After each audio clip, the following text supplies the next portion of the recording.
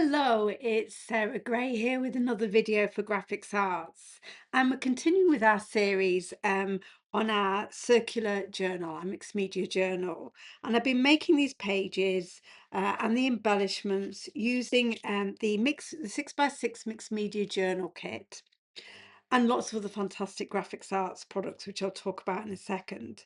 And in today's video, I'm going to make the covers. So using the chipboard that comes in the kit, there are two pieces of fabulous quality chipboard with the disc bound tabs already cut into them, and they're what I'm going to use to make my front and back covers for the journal. Now, to decorate my journal, I've got lots of other graphics arts goodies to hand. So I'm sure I'll be using some of the shrink embellishments and buttons that we made in a previous video. So check out the shrink film to be able to make your own closures and embellishments for your journal pages. I am planning to also use the Dura-Lar Prints, probably the Sassy and Grungy Vibes ones, and I think there'll be some other bits and pieces that I use along the way. So I'll tell you about them as we get them out and work with them. So what I'm going to do first off, and you can see from the back here, I've already cut one of my pages, and I just cut them with a scissor. So although they're good quality chipboard and really sturdy, they will cut with a scissor. My circle's a little bit wonky, but I think that's going to add to the overall look of my journal page. So I used one of my inner pages as a template to draw around on the chipboard and then cut it. Obviously want it to line up to make sure I had my my tab holes in a good place for the discs. And I'm going to do the same to the front cover, and then we're going to just paint the chipboard with some gesso to prime it. So I've got my second cover cut out, and all I'm going to do to prime the covers is apply some gesso over the top, front and back. I mean, chipboard typically is a fairly absorbent material. So if you're going to paint and use paints on directly onto your chipboard, then priming can be a really good way of just creating a bit of a barrier and preparing the surface to take the paint. If you're going to go over the top or cover your journal or cover your chipboard directly with paper, you wouldn't need to do this. So it really depends on how you're planning to decorate your chipboard. But I would, if I'm going to go on with any paints or mediums, I like to put some gesso down first, and also it brings your surface back to a white. So again, you may be wanting to go with craft look, but if you want to use colours that are going to look true over the top, directly over the top of your chipboard, then at least having some white down there as an initial coat will let those colours look brighter. Right, I'm not going to make you watch me gesso the front and back of both of these, because I'm sure that's a fairly straightforward process. Just one final thing to say, I quite often for this kind of job use a foam brush because it's nice, cheap and simple way of applying your gesso quickly over a surface. So that's something that I quite often use for this stage in the project. I'm going to carry on both sides and be back once our gesso has dried. So my front and back covers have been gessoed on both sides. They're now a nice white colour. Everything has dried, and I'm just going to decorate the inside of the covers first, because once I've decorated the outside, if I've got embellishments and chunky elements on there, then it might be harder for me to work on the inside. So I'm just going to do some simple stenciling on the inside cover, and I'll just do one on camera for you. I'm going to use a funky fossil stencil called Noodle Soup, which is already well loved, as you can see the colors, and my inspiration for that is on the clear shrink film. I've done a green heart with some gold stenciling on it, and it was this design. So I think it's got a bit of a mid-century modern vibe to it, and that's the look I'm going to go for with the journal covers. So I've got my cover, I've got my stencil, and then I've got some acrylic paints. I've got a kind of a darkish green, a green gold, and a black. And first of all, I'm going to do some, I think I've said already, reverse stenciling. So I'm going to get some colour down initially, and then we're going to lift some colour through the stencil rather than adding colour through the stencil. So, got my paints already on a bit of a palette, and I'm just going to very loosely get some colour down. These are relatively heavy bodied paints, so I'm just going to add a little bit of water to them so they go on a little bit easier. So I love these greens. They've kind of got a, I think, quite a nice retro feel to them. I quite like earthy palettes, and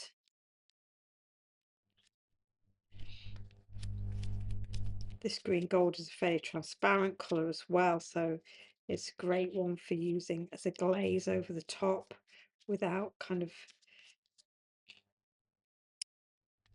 taking too much away from the background. It also means, however, that it's best used on something like a lighter surface, because if I hadn't gessoed the chipboard, it might well have got lost. So that's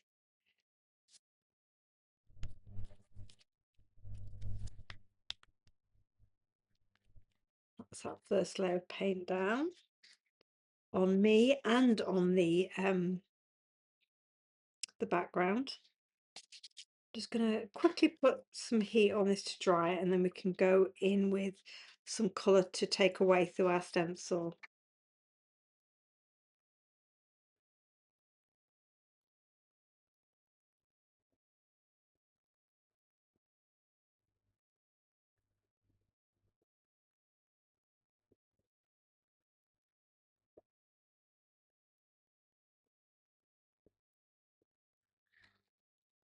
So it's not completely dry, but it's dry enough. So now what I'm going to do is I'm going to put some black in areas on this surface, covering the whole of it, but then we'll put our stencil over the top. I'm just using a damp wet white, or it could be some kitchen towel that you've sprayed with water. Work over that black, and it's still a little bit wet, and pull that away. It's a great way of giving you your kind of stencil sign a little bit of depth. Of course, you can pull the black out and round a little bit as well, so it kind of get the positive and the negative of the stencil, and then you get that fantastic look. So I'm going to do that exact same process on the other inside cover, and then we'll come back and decorate the front.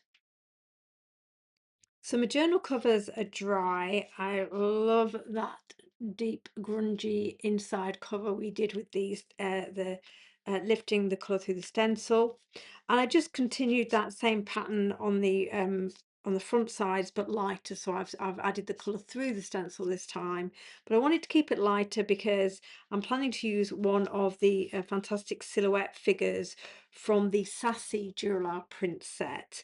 I just think she's got a fantastic kind of mid-century modern look to her. And I'm planning to use also one of the kind of the larger film strip frames, which this is one on the matte Dura-Lar, so this gives me a slightly more of a kind of mask in relation to kind of knocking back the pattern behind the silhouette, so it doesn't get overwhelmed. It stays as a focal point. And I've got my shrink film embellishments to one side too, so I think we're good to go. And this is where I start with a something like a page or a cover, I'm looking for an image that inspires me and starts the ball rolling in terms of colours, themes, patterns, etc. And this mid-century lady, I think, is going to make a great kind of cover star. So what I want to do, the reason I've got the elements around the skirt masked off, this is just masking tape, is I want to add some stencil detail over this kind of silhouette skirt. So obviously when you're using a stencil to add detail into something like a silhouette, you want to think about it being proportional so that the pattern actually kind of works in line with the image. You can also completely flip that and and go with a really big pattern if you want to go for a kind of slightly more unusual look, but I'm looking to make it appear as if this would be the fabric on her skirt. So I'm going to add some white paint through the stencil. This is a fairly heavy bodied paint, and I'm going to just apply it with cosmetic sponge. Try not to get too much on the sponge, dabbing it off before I apply the paint. I'm going in with a really light touch. So these silhouette figures are fantastic for being able to add your own detail into there. You could be adding stamping, you could be adding kind of paint markers to bring your own kind of patterns through. So I think they make the figures fantastic, kind of really versatile doll shapes that you can customize to suit your style and project. So got this covered. It's going to look really nice on her skirt. Let's just pull the masking tape away. And I'm going to use one of the black and white shrink film buttons that I made in the previous video as a kind of an embellishment in the centre of her dress. So kind of really wanting to play up the black and white look here. So I could stencil the whole image and it looked really cool as well. But obviously if you do want to just select sections of an image, then you can mask it off and stencil or stamp into the space you created. So you can see the pattern's gone past the edge of her skirt, but I'm going to cut this figure out. So the area that I want to be have a stencil design on it's going to be showing nicely. And we're going to be putting this shrink film button. It's got some holes in the middle there, and we'll put that at the center there so it really kind of makes it look like she's got a cool dress. So I'm going to cut out my figure and we're going to start to pull this journal cover into a final layout.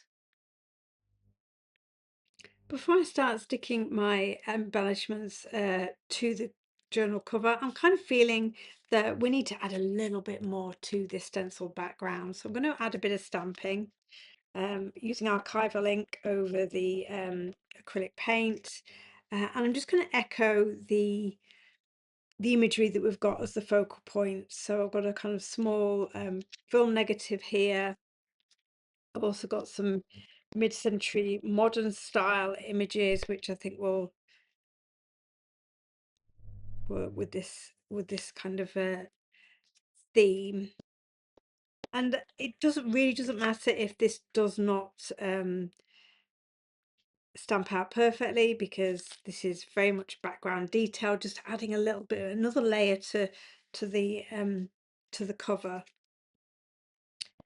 And because I know my Dura-Lar is the film strip is matte, I know that I've got a good degree of coverage that's going to enable some of this detail to be softened and not be too strong. So it's nice to be able to add those layers without worrying about them taking over. So this is kind of a mid-century style little starburst. You can see I'm clustering my stamping. I'm keeping it in three kind of groups of three, more or less. So when you're building a composition, it's just quite nice to be able to have your areas of interest grouped together. Just a smaller, different one. take your stamping off the edge of the cover as well, just to make sure your eye has somewhere to travel. One more just here. Right, now I've already put a little bit of thread through the shrink film button that we're going to attach to our silhouette, and I've added some white details there, and I'm just going to get some Artist-Tac now from Grafix to adhere my elements down. I'm not putting this flat down yet just in case the ink hasn't dried, but we'll be able to use the Artist-Tac even though elements like this have a degree of translucency. It will stick down without any of that adhesive showing through. So I'm going to get my Artist-Tac and we can get sticking. So I've cut out and stuck some of the Artist-Tac to the back of these two elements, and we can stick them straight down onto our journal cover. I just love how quick and easy this makes the kind of the adhesion process, particularly when you've got elements which have a degree of transparency to them. Now I'm just, as I'm positioning this, I'm just wanting to be careful to avoid my the disc tabs so that it won't, the film strip won't interfere with those discs when they're put in. And look how beautifully that matte Dura-Lar just kind of provides a kind of soft veil over the stenciling and stamping behind it, but we can still see it perfectly. Got a bit of tack on the back of our figure. We can put her down.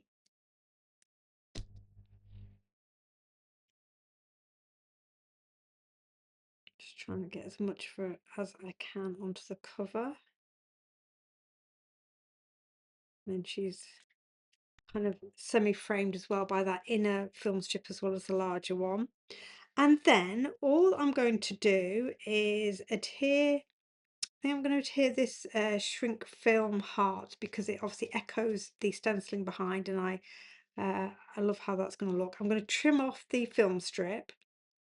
I'm going to be adhering my little button to the dress, and then we'll come back just so I can show you how I'm going to put this closure element on the front, so that we've got a way of closing our journal cover. So just do this little bits of finishing off, and then we'll get back together to finish off the whole of the cover. So we've got to the part now of wanting to attach our closure. So this is one of the shrink film buttons that I made in a previous video, and all I've done is punctured holes in the cover, in the chipboard cover, with an awl. Just looking for it now, it's here. A poker tool will do. So I've just gone through to make holes in the cover, and then I've actually enlarged those holes with Crop-a-Dile, so that I can create a nice kind of neat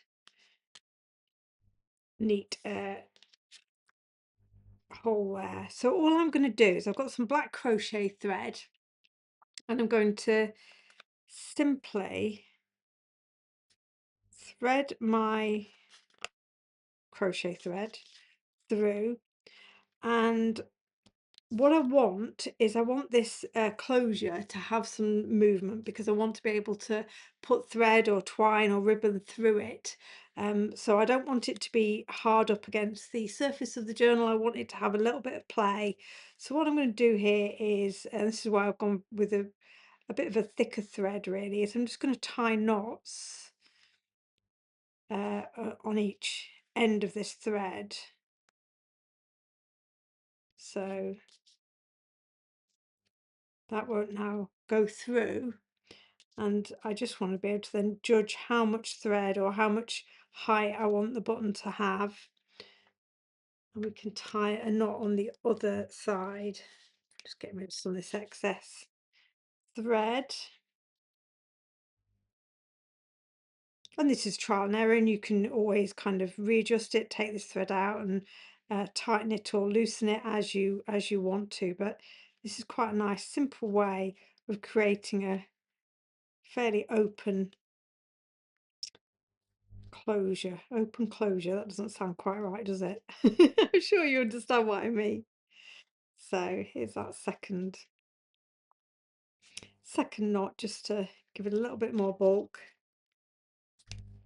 And so it makes a cool embellishment on your journal cover, but equally we've got that bit of movement there as well. I can get my finger underneath it. And then on the back cover, which I've already started to attach to my pages, I eyeballed where I thought the middle was, punched another hole and put some sari ribbon through. So when I come back and we have these two covers on, then that sari ribbon will thread underneath the closure at the front. But before all of that, I had forgotten to put some words on my journal cover, which I always like to have some kind of words on my page or cover. So what I've done is use some of the fantastic computer graphics. Now they do this in a laser printer, inkjet printer friendly version. So always check out the version that's going to work best for your kind of printer at home. But I've got a laser one because that works for me. And I printed out a range of different sentiments in a mid-century font. And I think what I'm going to go with is retro vibes. And I can't decide if I'm going to put that next to the figure, kind of on the diagonal or across the front. But in order for this to stand out and be visible on my page, then I need to add some white behind it, or any colour paint would work great. But given I'm going black and white, I think I'll stick with white as my back. So I've got a big Posca pen here, a chisel tip, but as I say, white acrylic paint will also do the job. And I've got plenty of sentiments cut out there, so I can carry on making mid-century themed pages for my circular journal and use all of these as I go. So you can see already now that's going to be nice and opaque. So I'm going to wait for that paint to dry, and we'll come back and see the final journal cover. So here we have it. The cover is on our circle journal. And we've got a closure there, which I'm using to tie my sari ribbon round. I've just got it open loosely here so I can show you inside. But I just love how the Dura-Lar Prints, the Shrink Film, the printable, all of these things have come together to give us so many creative options in terms of building this journal cover on our mixed media journal. We've got our grungy covers on the insides with the stenciling technique, and then obviously the pages that we've been working on over the course of the past couple of videos. So lots and lots of creative opportunities. Have a look at your 6x6 mixed media journal from Grafix and think about ways that you can customize it to suit your style. And definitely check out all the fantastic products and lots more inspiration from great artists over on the Grafix website. Thanks very much for watching, and I'll see you again soon. Bye for now.